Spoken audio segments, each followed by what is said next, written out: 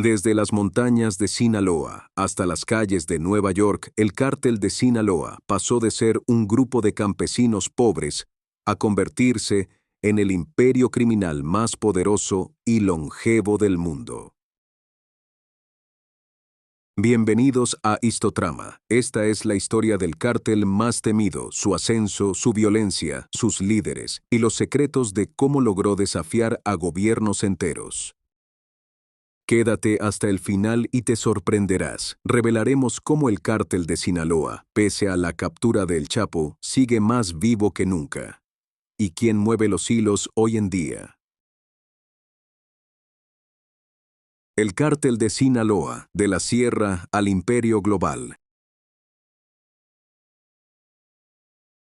Antes de ser imperio, el cártel de Sinaloa fue montaña, fue polvo en los caminos, rancherías perdidas en la Sierra Madre Occidental, sequías interminables y familias enteras viviendo de la tierra.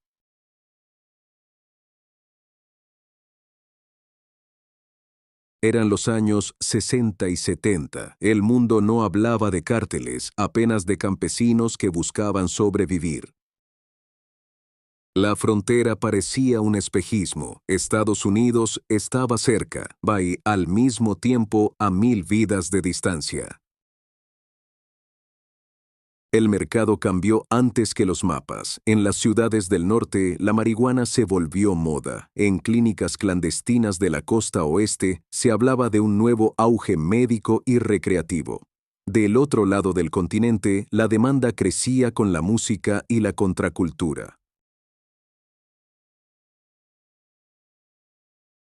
En la sierra, alguien hizo el cálculo. El maíz no pagaba, el frijol no alcanzaba, el riesgo sí.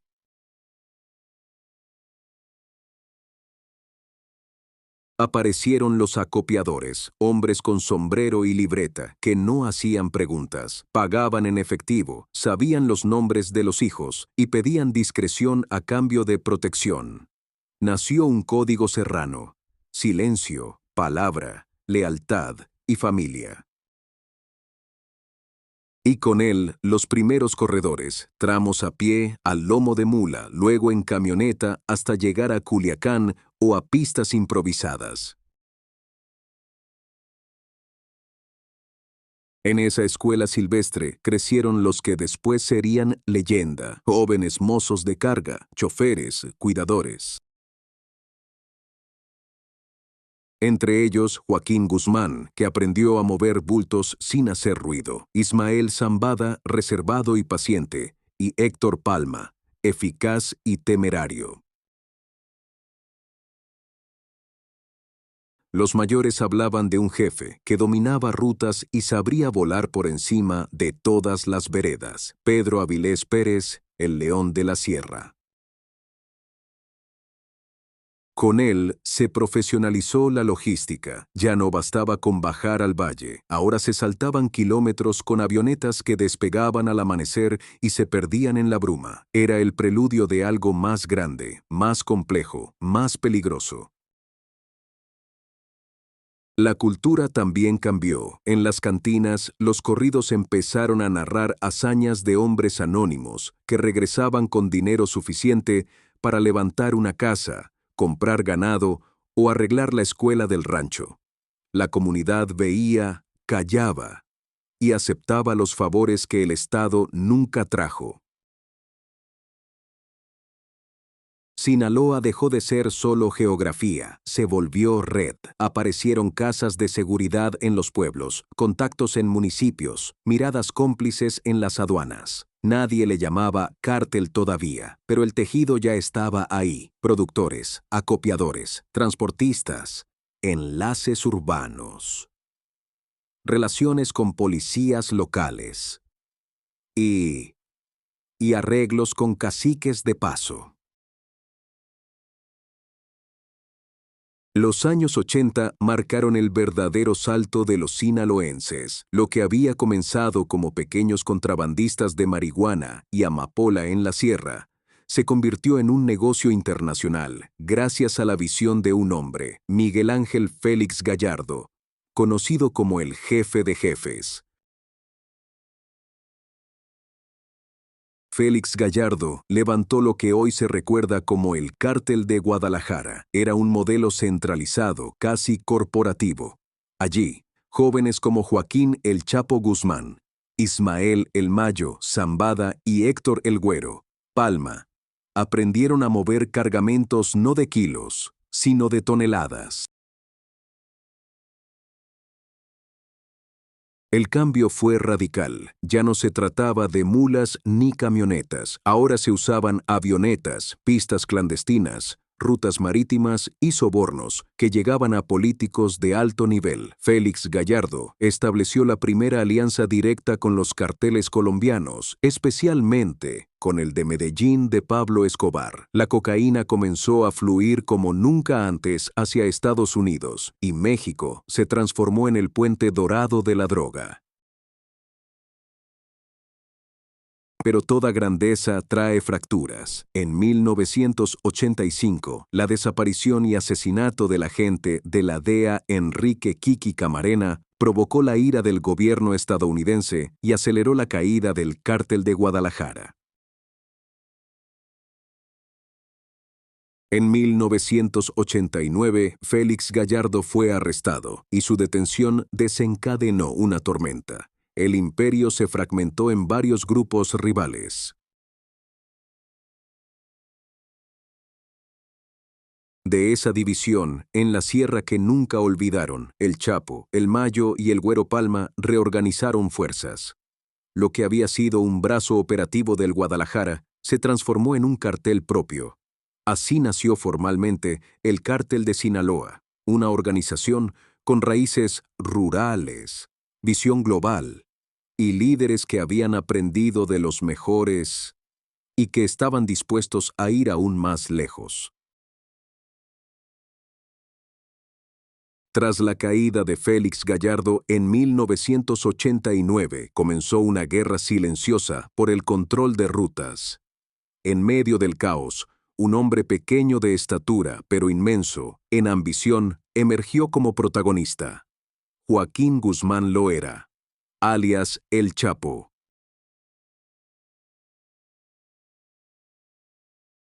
Lo que distinguía a El Chapo no era la violencia, sino su genio logístico. Entendió que el negocio no estaba solo en producir, sino en transportar la droga a Estados Unidos con eficacia. Mientras otros carteles confiaban en mulas, camiones o barcos improvisados, Guzmán ideó rutas subterráneas y aéreas que revolucionaron el tráfico de drogas. Los túneles fronterizos fueron su sello personal, pasadizos kilométricos con sistemas de ventilación, iluminación e incluso rieles para mover cargamentos más rápido que cualquier camión. Al mismo tiempo, avionetas despegaban de pistas clandestinas en Sinaloa y aterrizaban en ranchos de Arizona y Texas. Cada cargamento era una jugada maestra. Pero Guzmán no estaba solo. A su lado, Ismael El Mayo Zambada aportaba el perfil bajo y la visión estratégica, contactos financieros, protección política, lavado de dinero. Y el Güero Palma reforzaba el músculo armado. La tríada funcionaba como un engranaje perfecto. Guzmán la logística, El Mayo la diplomacia, el Güero la violencia. A inicios de los 90, el Cártel de Sinaloa ya no era un grupo emergente, se había convertido en un actor de peso dentro del narcotráfico mexicano. Sus cargamentos llegaban puntuales, sus líderes crecían en riqueza, y su reputación se expandía desde la sierra hasta las grandes ciudades. En los años 90, otro clan criminal dominaba el noroeste de México, el Cártel de Tijuana, liderado por los hermanos Arellano Félix. Era un grupo brutal, sofisticado y sin escrúpulos, conocido por sus sicarios disfrazados de policías y por su red de corrupción en Baja California. Pronto, el choque fue inevitable. Sinaloa buscaba el acceso directo a la frontera. Tijuana no estaba dispuesto a ceder. Lo que siguió fue una guerra sangrienta, emboscadas en carreteras, balaceras en discotecas, ejecuciones en restaurantes de lujo. México vivía escenas típicas de película, pero eran reales. El episodio más recordado ocurrió en 1993, en el aeropuerto de Guadalajara. El cardenal Juan Jesús Posadas Ocampo fue asesinado en medio de un tiroteo entre sicarios de Sinaloa y Tijuana.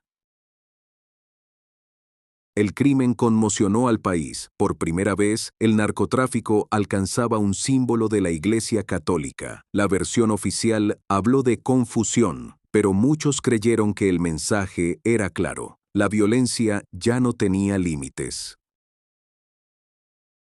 Mientras tanto, el Chapo sobrevivía a varios intentos de asesinato. Los Arellano Félix lo querían muerto a cualquier costo. Y la paranoia crecía en cada movimiento. Los noticieros de la época hablaban de un México convertido en campo de batalla, donde los cárteles no solo disputaban la droga, sino el control político y social de ciudades enteras.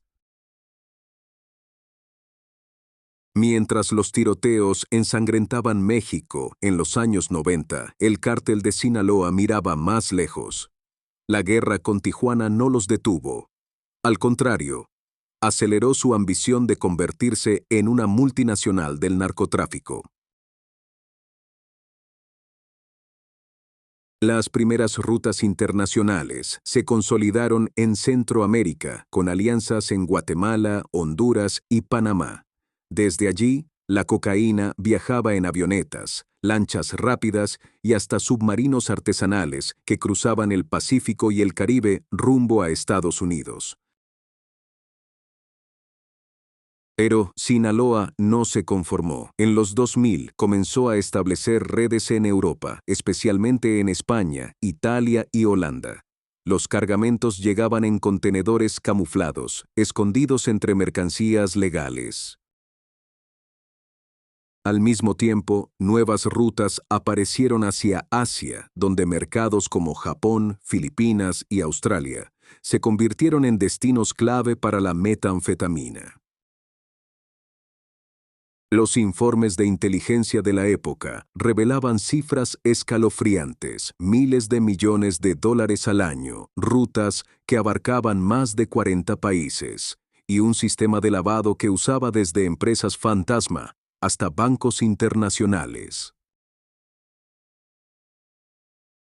El cártel de Sinaloa ya no era un grupo regional, era un imperio global, con tentáculos en cada continente. Un monstruo que se adaptaba como el agua. Si un país cerraba una ruta, ellos abrían 3 nuevas.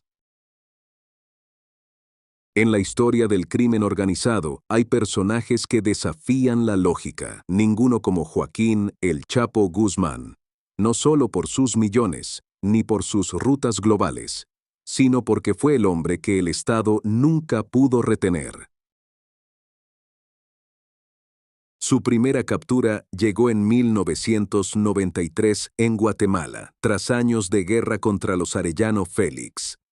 Fue condenado a prisión en México, pero desde su celda, seguía operando con total impunidad.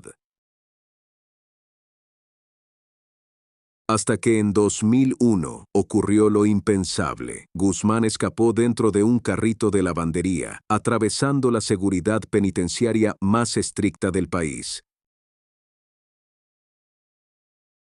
Durante más de una década, el Chapo se convirtió en fantasma y mito. Mientras construía túneles y expandía su imperio, era invisible para las autoridades.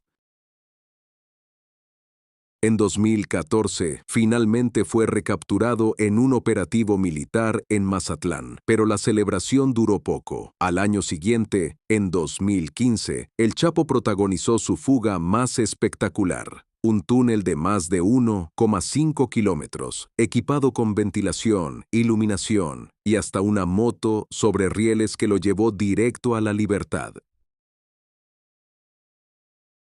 El escape fue humillación internacional. Cámaras del penal mostraron el momento exacto en que Guzmán desapareció por un agujero en la ducha de su celda. El capo se había vuelto un símbolo de burla al Estado, un hombre que entraba a prisión y siempre encontraba la salida. El mito del hombre imposible de encerrar llegó a su final en 2016. Tras meses de rastreos, un operativo especial del Ejército Mexicano y la Marina localizó a Joaquín Guzmán en Los Mochis, Sinaloa. Las calles se convirtieron en campo de batalla, ráfagas de metralleta, granadas improvisadas y un cerco que cerraba segundo a segundo. Finalmente, el Chapo fue capturado, desaliñado, cubierto de polvo y sin la sonrisa desafiante que lo había caracterizado. La noticia recorrió el mundo, pero esta vez no habría margen de error. El capo fue extraditado a Estados Unidos en enero de 2017, escoltado como un trofeo de guerra. En Nueva York comenzó lo que la prensa llamó el juicio del siglo. Durante meses, fiscales, testigos protegidos y exaliados del cartel narraron con detalle las operaciones multimillonarias del Cártel de Sinaloa. Se escucharon relatos de sobornos a presidentes, envíos de toneladas de cocaína y hasta historias de túneles equipados con ventiladores industriales y rieles eléctricos. El mundo entero seguía cada declaración. El mito se desnudaba frente a la justicia. En 2019, el Chapo fue declarado culpable de narcotráfico, crimen organizado, armas y lavado de dinero. La sentencia: cadena perpetua más 30 años adicionales, en la prisión más segura de Estados Unidos, el ADX Florence, en Colorado, conocida como el Alcatraz de las Rocosas. Allí, aislado 23 horas al día, sin contacto directo con otros reclusos, terminó el camino del capo más famoso del mundo. El hombre que una vez humilló a gobiernos enteros quedó reducido a un número en la cárcel más dura de América. Pero mientras Guzmán caía, el cártel de Sinaloa no desapareció. La organización que ayudó a construir siguió viva, bajo la sombra de Ismael Zambada y el ascenso de sus propios hijos. El Chapo estaba preso, pero el imperio aún respiraba. Ismael El Mayo Zambada, quien por décadas fue la mente maestra silenciosa, fue capturado recientemente, 2024. Una noticia que sorprendió a la comunidad de inteligencia y dejó un vacío de poder. Con su arresto, muchos creyeron que habría debilidad, caos. Pero el cártel ya había cultivado nuevas generaciones preparadas para continuar. Paralelamente, uno de los hijos de El Chapo, Ovidio Guzmán López, también fue capturado 2023. Su detención generó una furia violenta en Culiacán, enfrentamientos, bloqueos, un grado de violencia urbano sin precedentes. Aún así, la facción de los Chapitos muestra resiliencia. Los otros hermanos y allegados han tomado su lugar, distribuyendo roles. El nombre Guzmán sigue siendo activo. El escenario ahora es fragmentado, fuerzas dispares dentro del cártel, conflictos de lealtad, alianzas tácticas con otros grupos criminales y redes internacionales que buscan capitalizar el nicho del narcotráfico más allá de la cocaína, fentanilo, metanfetaminas, lavado digital del dinero. En este contexto, el cartel tiene presencia en más de 40 países, rutas que ya no dependen solo de la sierra, sino de redes globales sofisticadas. El uso de criptomonedas, empresas fachada y redes de soborno adaptadas al nuevo siglo ha sido clave para su supervivencia. Aunque las autoridades internacionales le han asestado golpes, el cartel demuestra que no se rinde. El Chapo y el Mayo encarcelados, Ovidio preso. Pero el Instituto Criminal sigue respirando, con una nueva generación al frente. Esto fue Histotrama. Vimos cómo el Chapo construyó un imperio a base de túneles y fugas imposibles. Si este capítulo te impactó, suscríbete, activa la campanita, dale like y comparte con tus amigos adictos a la mafia. Y ahora, la gran pregunta es, ¿algún día caerá realmente el cártel de Sinaloa? ¿O estamos frente a un monstruo que siempre encontrará la forma de reinventarse? Déjame tu opinión en los comentarios, quiero leerte y abrir el debate.